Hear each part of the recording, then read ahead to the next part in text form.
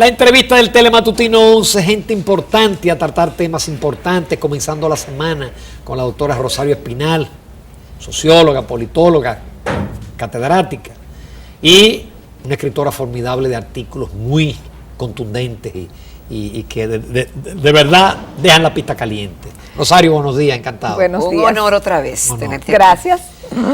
Y mi memoria, que yo la puse a funcionar temprano, desde la última entrevista que tuvo Rosario Espinal, antes de los apresamientos por el caso de Brecht, tú dijiste una frase lapidaria: mientras en Brasil y en Estados Unidos estén abiertos esos casos, estarán abiertos en la República Dominicana. Vinieron los apresamientos, coerción, prisión para algunos, luego pasa a la Suprema Corte de Justicia, están sueltos salvo Víctor Díaz y Ángel Rondón, que siempre se me olvida el nombre de Ángel Rondón, caray.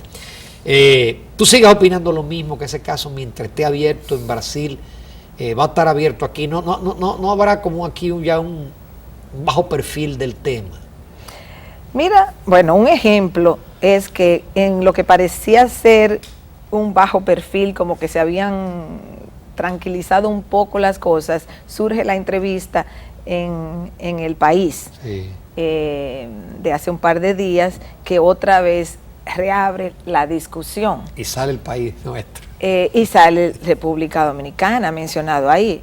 Entonces, claro, Odebrecht dijo, o sea, le quita, digamos, validez o importancia a las declaraciones, pero son unas declaraciones al país, y fue una entrevista extensa. Entonces, yo diría que yo sigo opinando eso, que mientras siga saliendo información desde fuera, va a tener, siempre y cuando se mencione a la República Dominicana, sea verdad, sea mentira, ya eso tiene que determinarlo una investigación, pero va a seguir el caso sobre el tapete. Ahora, también hay una dinámica interna, y es que en cada uno de estos países, no solo en la República Dominicana, los factores que inciden en la importancia del caso de Brecht, uno es la información que sale de fuera. Lo mismo ocurre en Panamá, en donde fuera. La información que viene de fuera es importante. Es importante el movimiento interno, o sea, cuál es la demanda que hay en el país para investigar estos casos, y tercero, cuál es la posición del gobierno. Entonces, esos son los tres factores, yo diría, que van definiendo este marco. Ahora, Rosario, con respecto al mismo tema, supongo que viste la entrevista de Rodrigo Tacla. La Marcha Verde, el movimiento Marcha Verde afirma que esas declaraciones comprometen al presidente Danilo Medina y al gobierno. ¿Por esas declaraciones tú piensas que hay realmente una vinculación? Bueno, mira, esas declaraciones por sí mismas, en sí misma, una declaración de una figura en un periódico no es el punto central. Ahora bien, el punto central es que Odebrecht dijo que se sobornó, que la gente de Odebrecht en Brasil mencionó nombres específicos del caso dominicano, y tercero, y esto es importante, es prácticamente imposible que en un país se dé una magnitud de sobornos como los que tenía Odebrecht y una cantidad de obras como la que recibió Odebrecht sin que los presidentes en distintos momentos estuvieran al tanto de lo que ocurría. Es que es imposible. O sea, esto no es que un fulanito en qué sé yo, en el ministerio tal se robó tanto, o usó dinero para irse de viaje con su mujer y sus hijos, o no sé. No, esto es sobornos sistemáticos por muchos años.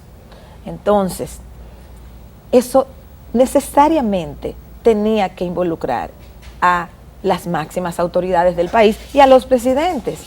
Ahora, ¿cuáles son las condiciones para que en el país se investiguen y se sometan a los presidentes? Ya es otra pregunta diferente. Sí. Exacto. Esa es otra pregunta diferente. Sobre eso? Entonces, lo que yo he planteado es que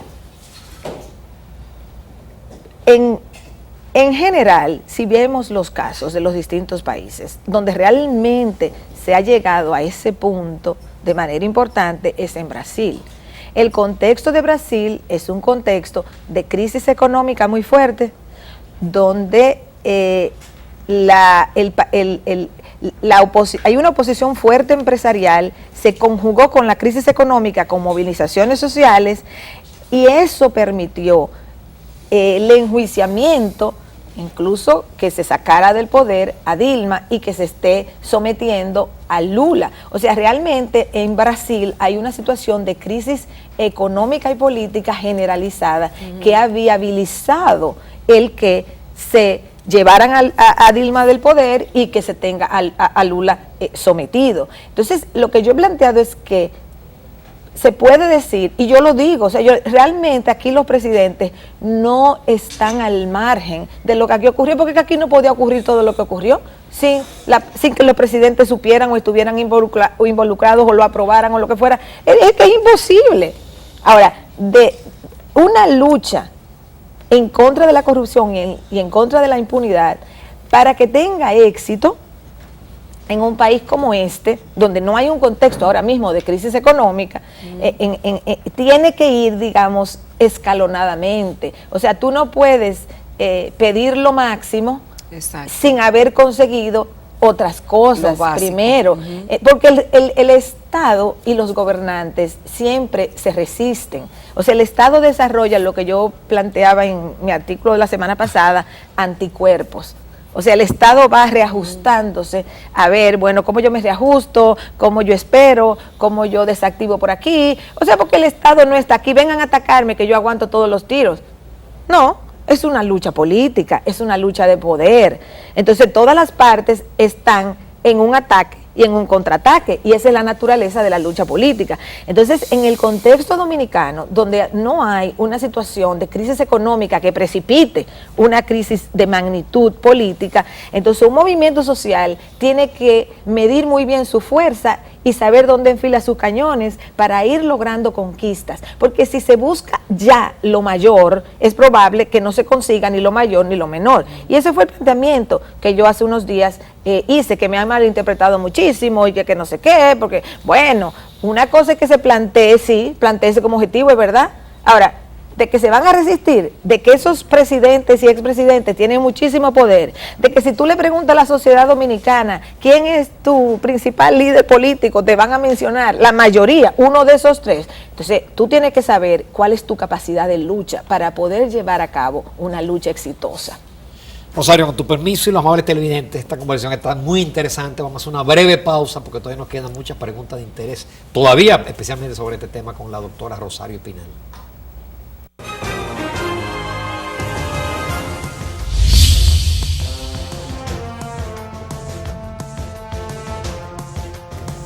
Continuamos en Telematutina 11 esta mañana conversando con la doctora Rosario Espinal, socióloga y politóloga. Rosario, y justamente dejamos la pista caliente, como dijo Ramón, porque justamente la gente tiene líderes que por muchos años han gravitado en las simpatías populares. Y de hecho, donde tú estás sentada, un prestigioso empresario dominicano dijo que a pesar de lo de la Odebrecht, si las elecciones fueran hoy, en ese momento, hace como un mes, los resultados hubiesen sido igual. Por lo menos quizá no los mismos números, pero sí hubiese sido el PLD el ganador. Y mi pregunta es a la politóloga, ¿hasta cuándo, hasta dónde ha afectado este conflicto, este problema de la Odebrecht al gobierno y a las simpatías de Danilo Medina? Y mira aquí lo que yo tengo, los mandatarios latinoamericanos mejor valorados. Chicos, me enfocan, por favor. Esto fue ahora en julio del 2017, por el ranking de popularidad, julio 2017. Y Danilo Medina sale con un 52%, por encima de todos los... Después sigue Evo Morales, no, Macri, después Evo Morales, Kuczynski, Bachelet, etcétera. Explícanos esto. Bueno, mira, hay gente que dice todo eso es mentira. No crean en eso. Yo siempre he dicho, hay encuestas que sirven y hay encuestas que no sirven. Entonces yo siempre trato de buscar las encuestadoras que yo creo tienen mayor credibilidad. en las encuestas así comparativas a veces uno no tiene el dato exacto de quién la hizo. Esa la hizo Kensid Latinoamericana, no sé quién, No. pero bueno. El punto está en que uno no puede decir que las encuestas no sirven. Hay encuestas que no sirven, pero uno tiene que llevarse las encuestas Es de la creíbles. Asociación, perdón, de Comunicación Política de España. Ah, bueno. Entonces, en general, yo diría lo siguiente. Con muchas encuestas, Danilo registró un alto nivel de aprobación durante su primer periodo. Los segundos periodos llevan siempre una maleta llena de sorpresas negativas. Los segundos, a la gente le encanta reelegirse, pero si tú te pones a ver la historia de los segundos mandatos en general, los segundos mandatos tienden a ser muy problemáticos, porque la misma oposición, sea interna de sus partidos o sea externa de otros partidos, ya se agota, se cansa. Entonces entra en una especie de desesperación y también hay un cansancio con los gobiernos. Entonces los segundos mandatos siempre son muy problemáticos. Este segundo mandato, que quizás Danilo Medina pensaba que como transitó con mucha aprobación su primero, podía arrastrar eso a su segundo, pues se le presenta el caso de Brecht, que le trastorna, digamos, ese cálculo. Yo pienso que el caso de Brecht ha tenido un impacto negativo en el gobierno. Pero si las elecciones fueran hoy, ¿tú piensas que hubiéramos tenido un resultado distinto? Ahora, lo que llama la atención en el caso dominicano es que a pesar de este escándalo, a pesar de que ha tenido un impacto negativo en el gobierno y en el PLD, porque yo creo que lo ha tenido, bajar de un 80 o de un 75 a un 52 es un bajón. Ahora, un 52 es una maravilla para cualquier presidente, porque realmente un 52 es muy bueno para cualquier presidente en el mundo. Ahora, si tú bajas de 70 o de 75 o lo que fuera al 52, entonces bueno, sí, hay un bajón significativo. ¿Qué es lo llamativo? No es eso, porque eso es de esperarse. Un escándalo de esa magnitud tiene que afectar, eso es lógico. Lo llamativo es que aquí en este contexto no haya el día de hoy una referencia de por dónde puede efectivamente articularse una candidatura de oposición. Lo que llama la atención es que el PRM, en vez de estar enfocado hacia una consolidación interna de su organización y hacia una presentación de un proyecto innovador que engrampe con la sociedad dominicana, está ya sumergido en una especie de precampaña con dos personas que ya han anunciado sus aspiraciones presidenciales. Cuando yo digo esta cosa, de una vez me acusan. ¿De qué, Rosario? De que yo estoy criticando la oposición, de que no sé cuánto, de que si yo soy bocina. Bueno, yo lamentablemente no soy bocina de nadie, porque yo sí digo lo que pienso, punto. Exacto. Eso es verdad. Pero, Guste o no guste. guste o no guste, pero yo lo que le estoy diciendo Nos consta. es algo que a la oposición, en vez de criticarme, debería escuchar lo que yo estoy diciendo, Claro. porque lo que yo estoy diciendo es, oposición, ustedes deberían estar ya mejor posicionados ante este contexto, pero ¿qué le pasa? Vamos a decir el PRM, que es, digamos, el heredero del voto PRDista, porque su fuerza es porque es heredero. Pero nosotros sabemos que el heredero de una fortuna, o de una fortuna grande, o de una fortuna mediana, puede botar el dinero rápidamente. Tú eres heredero de una fortuna de tus padres, y tú puedes meterte al casino del hotel tal, y en poco tiempo Oh, tú sí, botaste te tu quedas sin fortuna nada. que heredaste. Entonces, ¿Eso puede pasar en política? totalmente. O tú puedes invertir esa fortuna. El PRM tiene una fortuna porque heredó un segmento importante del voto PRDista. Entonces el PRM tiene no solamente que proteger su fortuna, sino que invertir esa fortuna para ampliar ese capital Y que no se pierda que capital. heredó. Porque si no amplía ese capital que heredó, o se le va a quedar estancado el capital o lo puede perder. Entonces el PRM, en vez de estar ya inmerso con Hipólito por un lado anunciando candidatura, con Luis Abinader por el otro, porque entonces si uno comienza el otro tiene que comenzar puede también. quedar atrás. Entonces, ¿qué es lo que sucede? Ahora mismo en el PRM todo el mundo tiene un dilema porque tienen que tomar partido ya. O se van con Hipólito, o se van con Luis Abinader, o dice yo no estoy con nadie y cierran los brazos, pero eso les preocupa porque si cierran los brazos y dicen, ya, ajá, pues yo me voy a quedar en el aire porque yo tengo que... Entonces, ahora mismo en el PRM eso se crea. Entonces eso hace mucho ruido porque eso lo desunifica. La idea de que no, porque en los partidos tiene que haber más opciones y tiene que haber opciones y eso es expresión de democracia. Espérense. La democracia también necesita comedimiento. La democracia tiene que decirle a un partido cuándo es hora de precampaña y cuándo no es hora de precampaña. Entonces ahí es donde está el punto. En el PLD hay otro problema. En el PLD ellos tienen la ventaja de estar en el poder, eso da una ventaja indiscutible mientras no haya una crisis económica, y tienen el problema de que tienen su PLD, su partido, frisado. Tienen su partido frisado porque hay una confrontación de liderazgo, o sea, hay un bicaudillismo en el PLD donde Danilo Medina por un lado y Leonel Fernández por otro se disputan, en donde una persona como Leonel Fernández, que ha sido presidente 3 veces, quiere volver a hacerlo, y una persona como Danilo Medina, que ha sido ya 2 veces presidente, se supone o dicen que quiere volver a hacerlo. Entonces, hay que parar. O sea, realmente Leonel, Danilo e Hipólito han sido candidatos presidenciales 3 veces, los 3. Leonel ganó en las 3 ocasiones, Danilo Medina ganó en 2 ocasiones, Hipólito Mejía ganó en 1 ocasión, pero los 3 han sido candidatos presidenciales 3 veces. Entonces ellos mismos, esas 3 figuras, tienen que ir resolviendo su problema, porque si insisten en seguir y en volver, le crean un problema a sus partidos y a las personas que quieren y aspiran a una candidatura, y frisan la política del país. Y si dicen que no hay... Eso es mentira. Siempre hay. Cuando Leonel Fernández fue candidato en el 96, nadie se imaginaba que él podía ser candidato. Nadie se imaginaba que una persona... que iba a ganar además. Y que nunca había sido funcionario público. Nadie se imaginaba que podía ser presidente. Una persona que nunca había sido diputado, que nunca había sido senador, que nunca había sido alcalde, que nunca había sido ni siquiera regidor, ni director de un distrito municipal había sido. Y ganó y gobernó 3 veces. Entonces, la gente tiene que entender que en una sociedad siempre hay posibilidad y que la democracia se trata del cambio y que hay que probar. A veces salen bien y a veces salen mal. Y esa es parte de la democracia. Si no tuviéramos una oligarquía, una monarquía, tuviéramos otra cosa. Pero en la democracia hay que probar.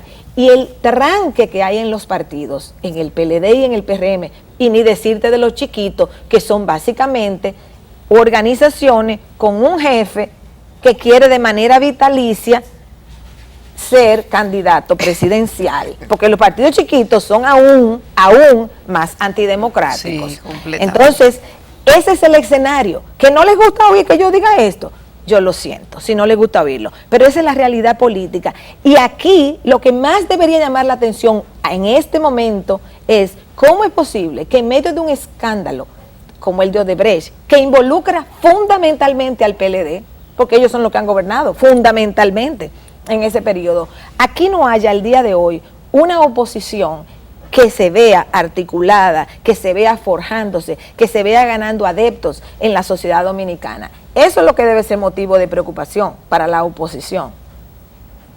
Y las sociedades, en última instancia, votan fundamentalmente por quien le da un beneficio o quien le promete un beneficio creíble. No me digas. La gente, más que los ideales. Bueno, es que en eso tú engrampas ideales, porque los ideales son en función de lo que tú deseas y de lo que tú necesitas. Si yo te digo a ti, yo te voy a llevar a la luna, suena muy bonito quizás, pero tú no vas a pensar que ir a la luna te va a resolver tu problema. Exactamente, entonces, eso es ideal. Entonces puede ser fabuloso lo que yo te digo, pero a ti no te interesa ir para la luna porque tú no crees que se puede ir a la luna, ni tú no sabes ni ahí va a ver lo que tú quieres ni nada. Entonces yo te puedo prometer ir a la luna, pero tú no vas a votar por mí, porque yo te diga que te voy a llevar a la luna. Entonces, por eso te digo. Lo que los políticos tienen que ofrecer y los partidos son cosas, son ideales realistas, que la sociedad diga, sí, por ahí me voy. Ahora, y aclaro, hay momentos como por ejemplo una crisis económica fuerte, donde la gente vota para sacar a alguien fundamentalmente. Yo siempre he dicho que con el poder que ha tenido el PLD, las condiciones en las cuales se puede ir es una gran crisis económica, que lo barra y se lo lleve. Y para eso no hay que hacer mucho. Quien sea que se cuele en ese momento, se va. Puede ser cualquiera, no puede, quizás no son ninguno de los que conocemos. ¿Cómo va a ser? ¿Hasta un minoritario? o una persona que surja. Macron surgió en Francia y nadie se imaginaba que eso iba a ocurrir. O sea, hay coyunturas donde surge una persona X, porque ante el colapso institucional, el carisma suplanta la institucionalidad. Entonces tú necesitas liderazgos carismáticos en ese momento.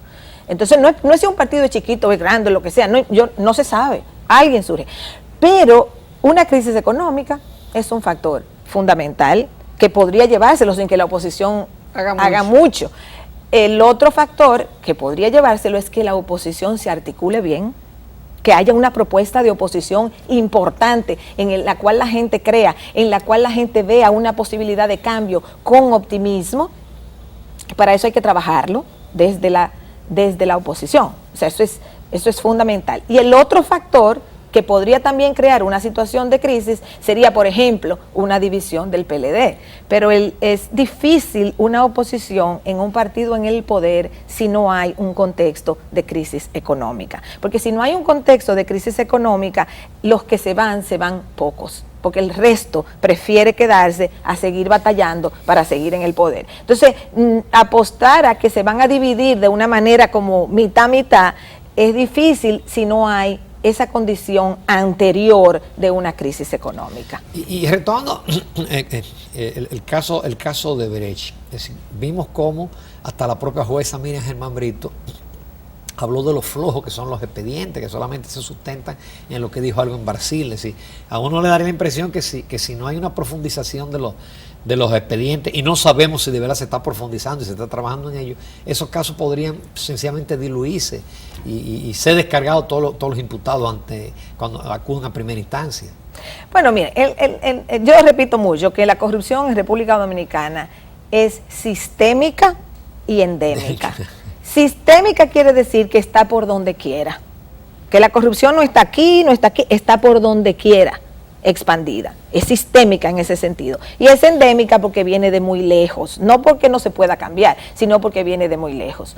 Para tú tener un sistema de corrupción sistémica y endémica, tú necesitas gobiernos que siempre se han hecho de la vista gorda. Por eso es que es sistémica y endémica la corrupción, porque aquí los gobiernos se hacen de la vista gorda, o no meten a nadie preso, o no someten a nadie, o esperan que se diluyan, o someten y encarcelan a los segundones de allá abajo. Son todas estrategias del Estado para realmente no atacar la corrupción. El caso de Brecht, por más grande que suene, no es diferente, no es diferente. O sea, el intento va a ser que se diluyan los casos, que pase el tiempo, que se olviden, porque el año que viene todo el mundo va a estar ya en precampaña, y cuando comience la precampaña ya se olvidan de la corrupción, porque cuando comience la precampaña lo que quieren muchísima gente que están en los partidos es llegar al poder para hacer lo mismito. Entonces, apostar a que pase el tiempo y se llegue a la precampaña. Entonces, ¿qué pasa? Eso es parte de por qué hay una alta probabilidad de que por lo menos una parte importante de esos casos no se lleven a buen término. O sea, intención del Estado de investigar y someter por corrupción, aquí nunca la ha habido, ni tampoco la hay hoy en día. ¿Ni la hay? No. ¿Cómo va a ser? Ni la hay hoy en día, ni la ha habido nunca. ¿Y la presión social puede hacer algo? La presión social puede hacer algo. La presión social, claro que la presión social puede hacer algo. Pero sería un inicio de hacer algo. Pero la presión social, recuerda, siempre va a haber un pugilato entre la presión social y el Estado. El Estado tiene muchos recursos para defenderse, para desarrollar anticuerpos, para protegerse, para que todo se mantenga y nada cambie, porque lo que ha habido le ha sido muy beneficioso a la clase política dominicana y a la clase empresarial, que han sido grandes beneficiarios del sistema de corrupción. Entonces aquí nunca ha habido una intención de perseguir la corrupción de manera efectiva. Ahora bien, este es un escándalo grande donde la producción de información no depende de cuánto engaveten aquí, sino de cuánto se diga afuera, y eso mantiene el caso en la palestra pública. Eso le da un espacio, por ejemplo, a la Marcha Verde para que pueda seguir articulando su demanda, porque si no es una carta, es una entrevista, es una delación premiada, fue uno que se disparó por allá con otra declaración. O sea, el tema se mantiene vigente porque la información está viniendo de fuera. Si fuera producción local, hace rato que todo estuviera engavetado. Entonces, esa es la, digamos, la lucha, la dinámica, la lucha de poder. Entonces, el movimiento social tiene que entender no solamente cuál es el momento, sino cuál es la historia y cuál es el estado al cual se está enfrentando. Y si no lo entiende, entonces la lucha se le puede diluir en el proceso. La lucha social es muy importante, es lo único que tiene el Estado para recibir presión. Sin esa presión social, el Estado dominicano haría lo que aquí siempre se hace. Nada. Nada, absolutamente nada, o muy poquito. Se llevan 2 o 3, lo ponen 2 años, le dicen 20 y lo sacan al tercero, o lo que sea. Eso es lo que hace el Estado dominicano, porque si no, no se hubiera podido mantener el sistema de corrupción que hay aquí. Ahora, si tengo un segundo, voy a agregar lo siguiente. El PLD tiene un inmenso desafío. ¿Cuál? Y el inmenso desafío que tiene es que, históricamente, aquí el Estado ha sido corrupto y ha sido clientelar. Desde el 2004 para acá, y sobre todo en los últimos años, el PLD ha tratado de también instalar un Estado asistencial a través de programas de solidaridad, a través de SENASA, es una serie de programas sociales. No hay Estado que pueda sostener económicamente un Estado corrupto, clientelar y asistencial. Una de esas 3 cosas tiene que irse, porque el costo es muy alto. Tú no tienes de dónde sacar dinero para tantas cosas. Entonces, al PLD le conviene muchísimo desmontar el Estado corrupto, porque no puede seguir subvencionando la corrupción, el clientelismo y el asistencialismo. No hay para tanto, no hay dinero. La clase media de este país no puede aguantar el costo que tiene aguantar un Estado o mantener un Estado corrupto, clientelar y asistencial, porque no hay dinero. Y uno de estos días se acabará la llavecita de los préstamos internacionales. Y por más que la economía crezca, no es capaz realmente de poder sostener económicamente un Estado corrupto, clientelar y asistencial. Brillante como siempre. Una cátedra. Muchísimas gracias, Rosario Espinal, por tu punto de vista que compartimos. Muchísimas gracias. Muchas gracias, Rosario. Nos vamos a comerciales, amables televidentes, a la recta final del Telematutinos